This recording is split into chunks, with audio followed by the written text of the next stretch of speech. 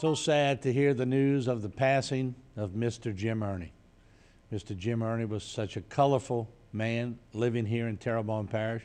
Didn't always live here in Terrebonne Parish, but we were so fortunate to have received him, and he spent all of the better part of his life right here in Terrebonne Parish. But it doesn't end there. He was so instrumental in the levee systems here in Terrebonne Parish. I had a chance to sit down with Mr. Jim Erny not so long ago, and we had a conversation about it. We start our three-part series, Remembering Jim Erny. My dad was the band director at Terrebonne High School, and I was born in New Roads but moved here right after. And he had a music store he started after teaching a while. He was one of the organizers of the Homeless Carnival Club, and he had a novelty shop. And when the novelty shop burned down, he was moved to Lafayette because the manufacturers with the franchises asked him to relocate in Lafayette, which was centrally located. And he covered all the band programs in South Louisiana. Well, I left here when I was 6 and came back when I was 22 after I graduated from USL in '66 and married my wife, Millie. And we've been here ever since. While growing up in Lafayette, I played baseball, American Legion, and we used to come to Houma with Mr. Joe Palero's team, the BNR American Legion team. And we got to be good friends with Eddie Palero, Dickie Haydell, Timus, Al Batto, Doug Meyer. My roommate was Jerry Roth.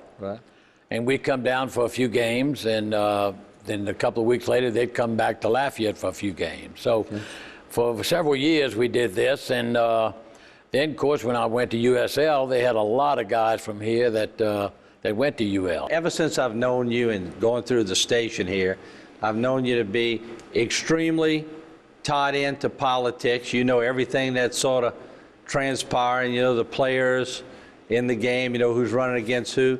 But I've sort of watched you over the years when you're in a crowd. You're not scared or shy to walk up to anybody and say, Jim Erny, and they introduce themselves, and you can carry on a pretty good conversation with anybody. Where'd you get that from? I guess my dad was outgoing and from there, but I just like people. I like to know what everybody's doing. I like to be involved. But my involvement in politics came when my good friend from USL track team, and we were fraternity brothers, Paul Hardy, when he ran for Secretary of State and Lieutenant Governor and Governor, and I was involved. And then I got involved with meeting a lot of people, a lot of elected officials. The governors, the senators, the congressmen. John Breaux was at UL with me. So we knew each other from college. And then I met Senator Chabert, and when it came time when Dave Treen became governor, Leonard met me and he asked me if I'd like to serve on the Atchafalaya Levee Board, that he would recommend my name to the governor. And I said, yes, just tell me what it is and where it is and what we have to do. And so he appointed me, nominated me, and the governor appointed me. The big instructions I got to serve on that levee district was, Terrebonne's having a problem. We're flooding. We need help. We need to figure out what we can do. And at that time, Atchafalaya Levee Board, Terrebonne Parish was one of 13 members, 13 parishes. But we contributed 35% of the revenues. And that was unfair from the beginning when I saw what was happening. And we couldn't get the levee district commissioners, most of them from New Roads and Port Allen and Iberville. They ran the show like they wanted to and didn't care about Terrebonne Parish. We basically had to get help for our flood control. After fighting and arguing and trying to get some help from Atchafalaya Levee District, and we thought that was a lot of money they had back then. But we gave over $1 million and we got nothing in return. So when Hurricane Juan hit Terrebonne Parish, I just got appointed Well, I started trying to get things out of some help from Port Allen, from the Chaffly Levee Board. 1985. And that's all I was able to get was 3 loads of sand and 1,000 sandbags. And then I knew that was not right. It was not fair, and we had a lot of problems. So consequently, my recommendation to the senator was, we're not going to get help from the Chaffly Levee Board unless the legislation changes, makes them mandatory. So Senator Chabert Leonard was able to get through this Baton Rouge to the legislature, where they had to spend 50% of the money that we sent to them had to be spent in Terrebonne Parish. So for several years, that's all they would do is just build up the account, and they wouldn't do any projects here. So come to find out, they realized that they got an Attorney General's opinion, because I was raising all kinds of noise and wanting some help. And they got an opinion from the Attorney General saying that the Chaffly Levee District was built and designed and started in 1894 for the purpose of protecting people from river flooding. Well, we didn't have a river here. Our flooding was coastal, which was a new term. Back in 70, 75, 76. And so that's when I went to Chabert and said, we're not going to get help from them. We'll have to start our own levee district. So we have our own levee district, and I was asked by the senator when he formed the board to be the director. We continued to remember Mr. Jim Erny, so colorful, and he could work a room like no one else could. Table to table, always smiling, always asking questions.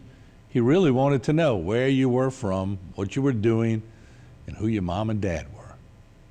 How did you avoid not playing an instrument with your dad the way it was? No, I did. I played in the high school band. I had scholarship offers, trumpet.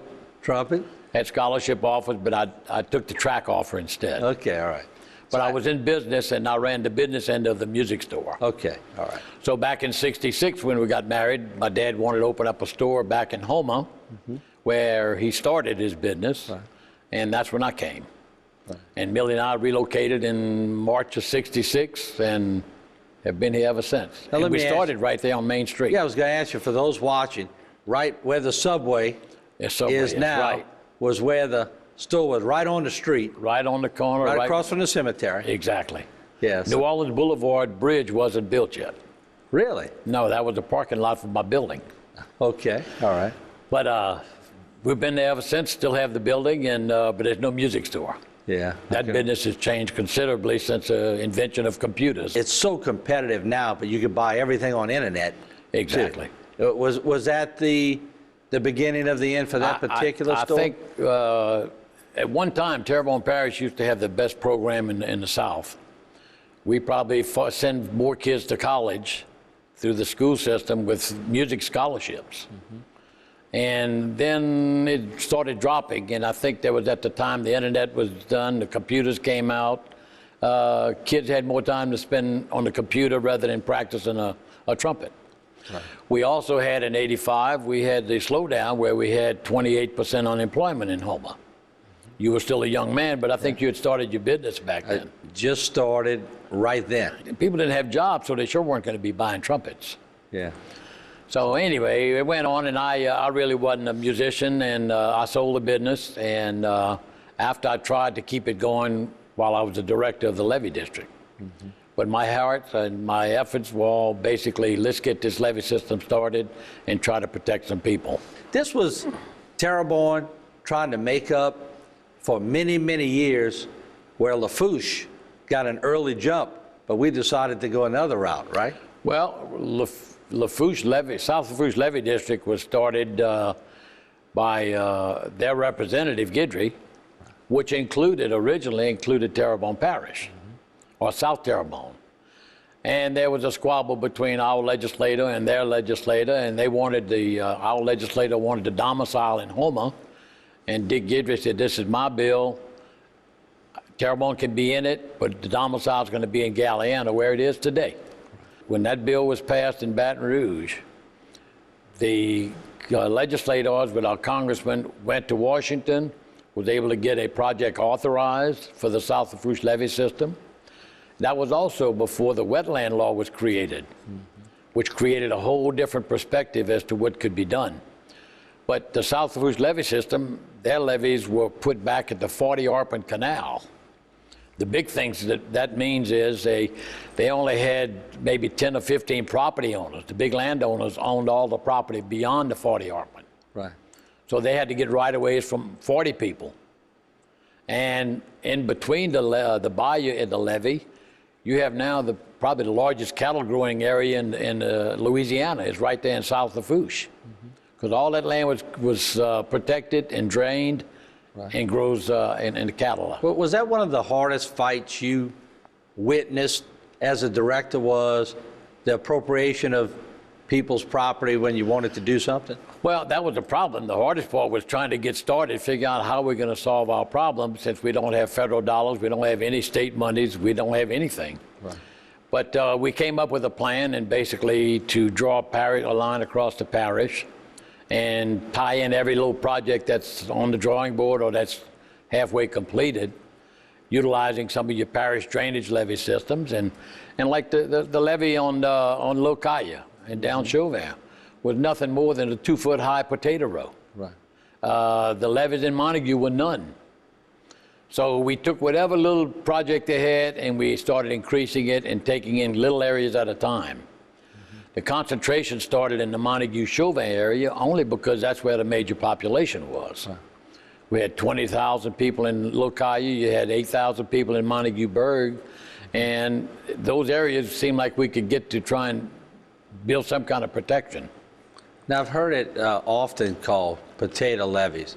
Is that because when you plant potatoes, there's a little row, That's little it. hump, and so That's that took it. the name potato levee? Some of them were built with a little front end load on a tractor or with a wheelbarrow.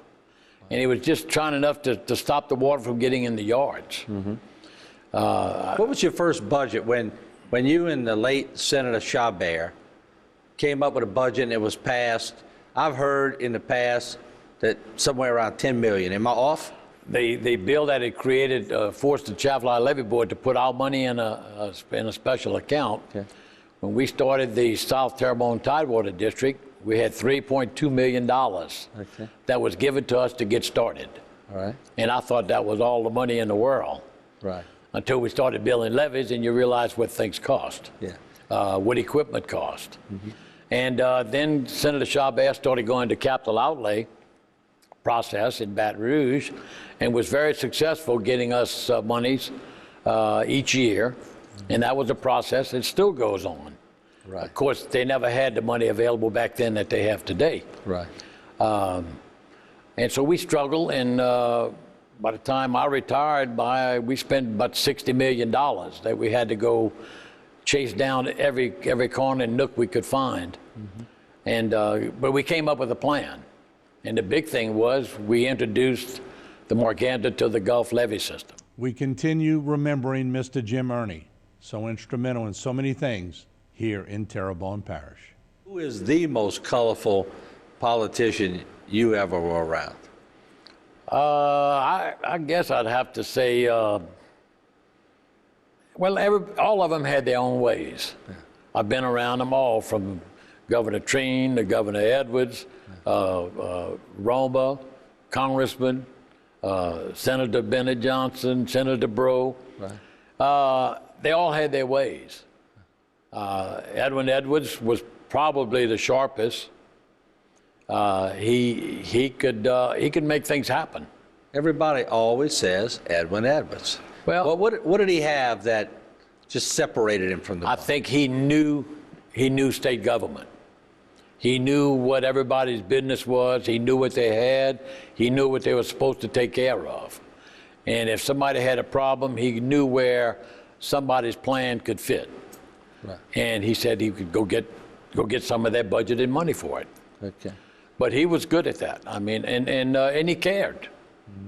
Senator Chabert, his people came first, but in Baton Rouge, he was friends with every governor. They didn't all start that way. Right. I remember him and Dave Treen, they didn't even talk to each other, but within 6 months to a year, best friends. Treen would call him regular for information, for advice. So did Buddy Roma. Buddy Roma tried to kill our first project, which was the Little Caillou floodgate. And Leonard had enough support up there, and Mary Landrieu cast the deciding vote at the time to get our first floodgate funded. I think they all came to the realization that Senator Leonard Chabert sort of controlled the floor, didn't they?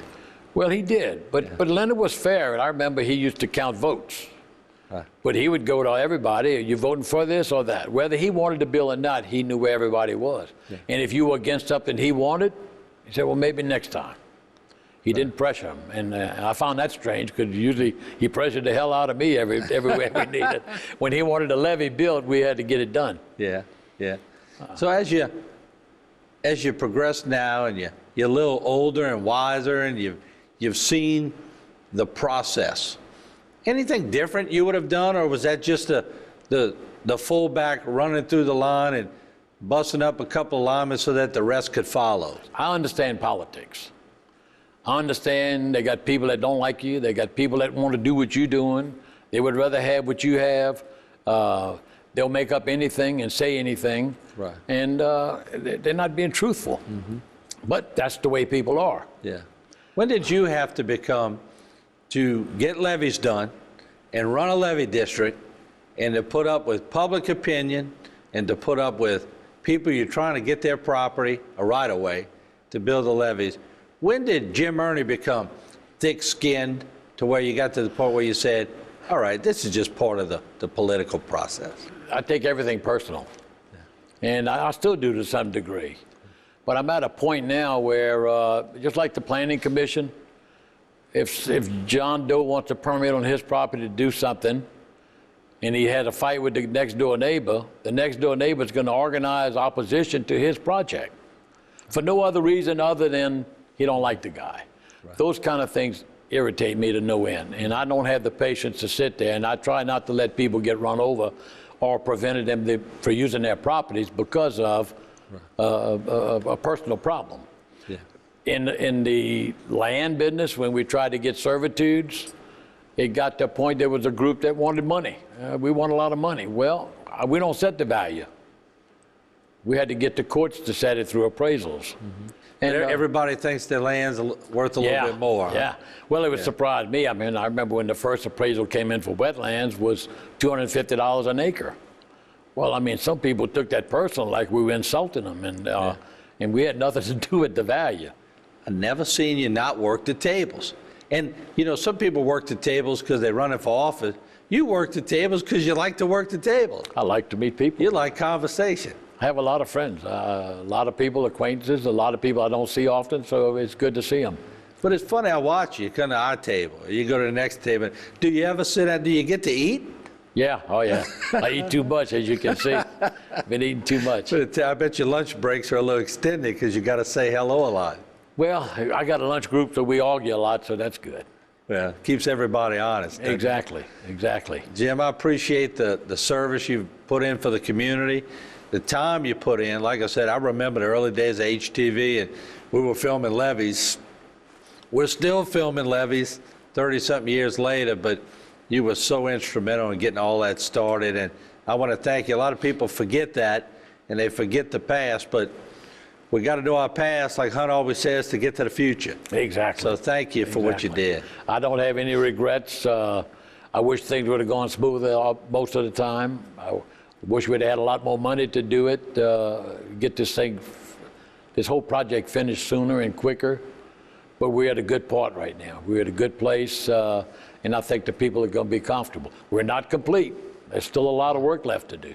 Right. Well, amen on that. And keep advising and keep riding the levees. And thank you once again for what you've done. Thank you, Martin. Thank you for what you're doing for Terrebonne Parish. Our condolences certainly go out to Miss Millie and the entire family of Mr. Jim Erny. He will certainly be missed by this community for all that he did. Remember, in 1985, it all started, the levee system. Jim Erny was on that board. He was the director, and eventually he came up with a plan for Morganza to the Gulf. He was inspirational, he was determined, and he could work a table like no other person could. He always wanted to know everything about everything. That's why he was the perfect person to go talk with all these people about getting the job done. When one bridge was closed, he found another bridge. And eventually, we all know what happened. Levees in Terrebonne Parish. Jim Erny will be missed by this entire community.